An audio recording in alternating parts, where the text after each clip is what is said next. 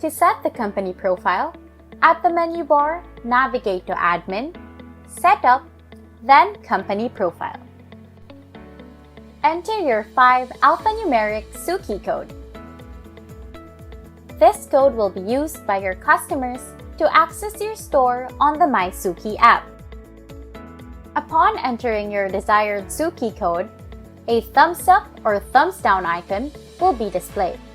The thumbs up icon means that the Suki code you have entered is available for use, while the thumbs down icon means that the Suki code you have entered is unavailable or invalid.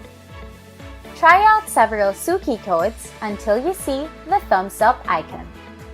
Set your company name, address, and branch coordinates.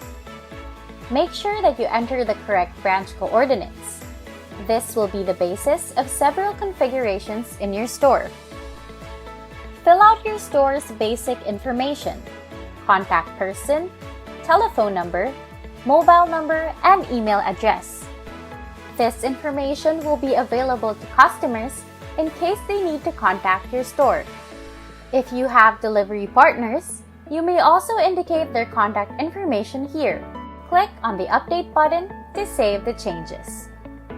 For more information, please refer to our documentation docs.suki.io.